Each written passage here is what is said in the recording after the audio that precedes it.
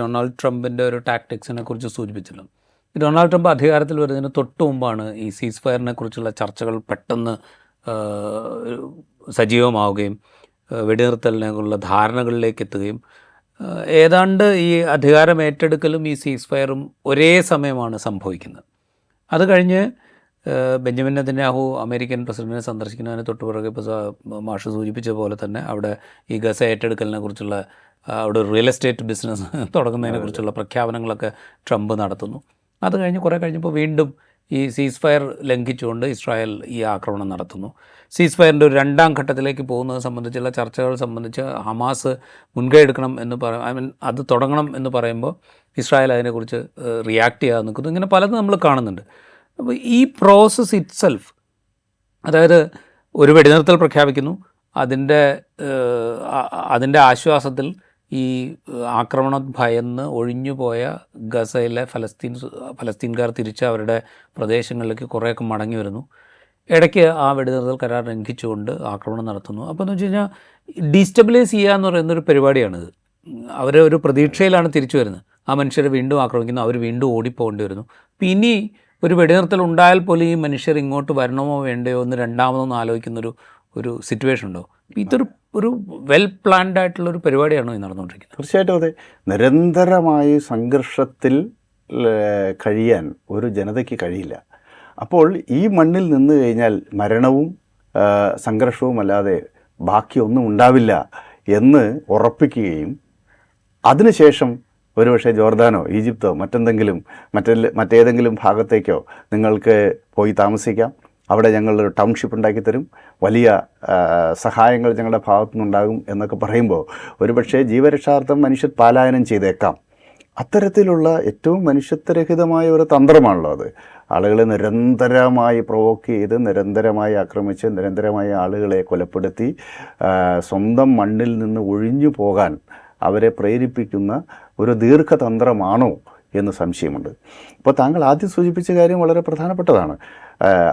2025 ജനുവരി 20 oval ഓഫീസിൽ പ്രവേശിക്കുന്നതിന് മുമ്പായി ഗസ വെടിനിർത്തൽ യാഥാർത്ഥ്യമാക്കും എന്ന് അദ്ദേഹം തെരഞ്ഞെടുപ്പിൻ്റെ കാലത്ത്, ക്യാമ്പയിൻ കാലത്ത് അദ്ദേഹം പറഞ്ഞു. അത് വലിയ ലിവറേജ് അദ്ദേഹത്തിന് കിട്ടി. കാരണം ജോ ബൈഡനോ ഡെമോക്രാറ്റുകളോ ഇങ്ങനെയൊരു വാദം മുന്നോട്ട് വെച്ചില്ല. ഇപ്പം അറബ് അമേരിക്കൻസ് ഏറ്റവും അധികമുള്ള മിഷിഗൻ സ്റ്റേറ്റിൽ, അതൊരു ബാറ്റിൽ ഗ്രൗണ്ട് സ്റ്റേറ്റാണ്. അവിടെ അദ്ദേഹം വിജയിക്കാൻ ഏറ്റവും പ്രധാനപ്പെട്ട കാരണം അദ്ദേഹത്തിൻ്റെ ഗാസൻ നയമാണ്. ഗസ യുദ്ധം ഞാൻ അവസാനിപ്പിക്കും അധികാരത്തിൽ എത്തിയ ഉടനെ തന്നെ എന്നത് വളരെ പോസിറ്റീവായിട്ടുള്ള ഇമ്പാക്റ്റ് ഉണ്ടാക്കി. മാത്രമല്ല 7 ചാഞ്ചാട്ട സംസ്ഥാനങ്ങളിലും ട്രംപിന് വലിയ രൂപത്തിലുള്ള പിന്തുണ അവിടുത്തെ അമേരിക്കൻ സിറ്റിസൻസിൻ്റെ കയ്യിൽ നിന്ന് കിട്ടി. അതോടൊപ്പം അവിടുത്തെ മുസ്ലിം സമൂഹവും ഇത്തവണ വലിയ രൂപത്തിൽ ട്രംപിനെ സപ്പോർട്ട് ചെയ്തു. അതിൻ്റെ എല്ലാം കാരണം ഇതായിരുന്നു. പക്ഷേ 42 ദിവസത്തെ വെടിനിർത്തൽ യാഥാർത്ഥ്യമാക്കുന്നത് വരെ ഒരുപക്ഷെ ട്രംപ് പോസിറ്റീവ് ആയിരുന്നു. പക്ഷേ പിന്നീട് അങ്ങോട്ടുള്ള നിലപാടുകൾ വളരെ വ്യത്യസ്തമായിട്ടാണ് കാണുന്നത്. ഇപ്പോൾ അമേരിക്കയിൽ തന്നെ ഹമാസിന് അനുകൂലമായി എന്ന് പറഞ്ഞ് ഗസയ്ക്ക് വേണ്ടി പ്രകടനം നടത്തിയ എത്രയോ ആളുകളെ ഇപ്പോൾ നാട് കടത്തിക്കൊണ്ടിരിക്കുകയാണ്. രഞ്ജിനി ശ്രീനിവാസൻ എന്ന് പറഞ്ഞ ഇന്ത്യയിലെ ഗവേഷക വിദ്യാർത്ഥി സെൽഫ് എക്സിറ്റ് അടിച്ച് ഇങ്ങോട്ട് പോന്നു. അതുപോലെ പല പുതിയ ഒരു ഇന്ത്യൻ വിദ്യാർത്ഥിയെ പുറത്താക്കാനായിട്ടുള്ള നടപടികൾ അദ്ദേഹത്തെ ഇന്നലെയോ മിനിയാന്നോ മറ്റോ വളരെ രഹസ്യ പോലീസ് വന്ന് അറസ്റ്റ് ചെയ്ത് കൊണ്ടുപോകുന്ന സിറ്റുവേഷൻ ഉണ്ടായി എന്നൊക്കെ റിപ്പോർട്ടുകൾ വരുന്നുണ്ട്. അതെ. അപ്പോൾ അമേരിക്കയിൽ ഇന്നിപ്പോൾ ഹിന്ദുവിൽ ഒരു ആർട്ടിക്കിളുണ്ട്, അമേരിക്കയിലുള്ള ആളുകൾക്ക് ഈ സിറ്റിസൻസിന് മാത്രമേ റൈറ്റ്സ് ഉള്ളൂ, സാധാരണ മറ്റുള്ളവർക്ക് മനുഷ്യാവകാശങ്ങളൊന്നുമില്ലേ എന്നുള്ള നിലയ്ക്ക് ഉള്ള സംവാദങ്ങൾ അത് സംബന്ധിച്ച് വരുന്നുണ്ട്. അവൾ അവിടെ ജോലിക്ക് വേണ്ടിയിട്ടോ അല്ലെങ്കിൽ ടെമ്പററി വിസയിലോ അല്ലെങ്കിൽ സ്റ്റുഡൻറ്റ് വിസയിലോ അവിടെ ഗവേഷണം നടത്തുന്നവരും പഠിക്കുന്നതുമായ വിദ്യാർത്ഥികൾ, ഇതിലൊക്കെ ഒരു വലിയ മുന്നേറ്റമായിരുന്നല്ലോ. ഗസയിലെ യുദ്ധം അവസാനിപ്പിക്കണമെന്നുള്ളത് ടെററിസത്തെ അനുകൂലമായ നിലപാടെടുക്കുന്നതോ ഹമാസിനെ പിന്തുണയ്ക്കുന്നതുമായിട്ടൊരു ബന്ധവുമില്ല.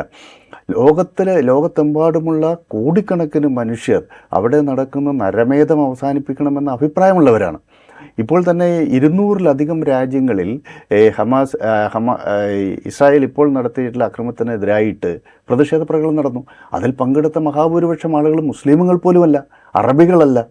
അപ്പോൾ ഇതിൽ ഒരു മനുഷ്യത്വ വിരുദ്ധതയുണ്ട്, വംശഹത്യയുടെ ഘടകമുണ്ട്.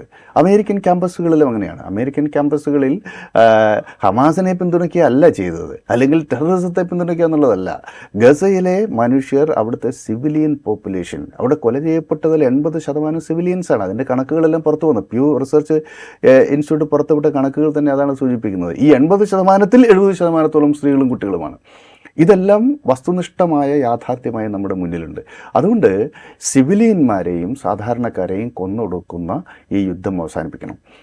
ലോകത്തിലൊരു കൺസെൻസസ് ആണ്. ഇപ്പോൾ ഹമാസിനോട് ഇസ്രായേൽ യുദ്ധം ചെയ്യാൻ അവർക്ക് എല്ലാവിധ റൈറ്റ്സുമുണ്ട്, യുദ്ധം ചെയ്യട്ടെ. പക്ഷേ സാധാരണ മനുഷ്യരെ കൊലപ്പെടുത്തിക്കൊണ്ട് നടത്തുന്ന യുദ്ധത്തിനെതിരായിട്ടാണ് ആഗോള വ്യാപകമായി പ്രതിഷേധം ഉയർന്നു വന്നത്. അമേരിക്കൻ ക്യാമ്പസുകൾ ശക്തമായ പ്രതിഷേധം ഉയർന്നു വന്നു.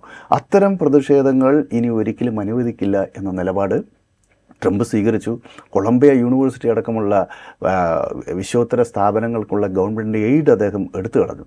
അപ്പോൾ എന്ന് പറഞ്ഞാൽ ഒരു തരത്തിലുള്ള കമ്മ്യൂണിസ്റ്റ് പർജ് ഉണ്ടായിട്ടുണ്ടല്ലോ. സമാനമായ രീതിയിൽ ഹമാസ് എന്നുള്ളതല്ല, ഈ ഗസ യുദ്ധത്തെ പിന്തുണയ്ക്കുന്ന മുഴുവൻ ആളുകളെയും കൈകാര്യം ചെയ്യുക, അതിൽ അമേരിക്കൻ അല്ലാത്ത ആളുകളെ അമേരിക്കയിൽ നിന്ന് പുറത്താക്കുക എന്ന സമീപനത്തിലേക്ക് അമേരിക്കയിൽ ട്രംപ് മാറിയിരിക്കുന്നു.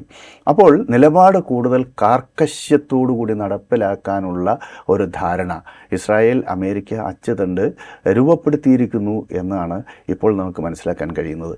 ഇതോടൊപ്പം താങ്കൾ നേരത്തെ സൂചിപ്പിച്ചതുപോലെ ആഭ്യന്തര സംഘർഷങ്ങൾ ഇസ്രായേലിലെയും വളരെ പ്രധാനപ്പെട്ട കാര്യമാണ്.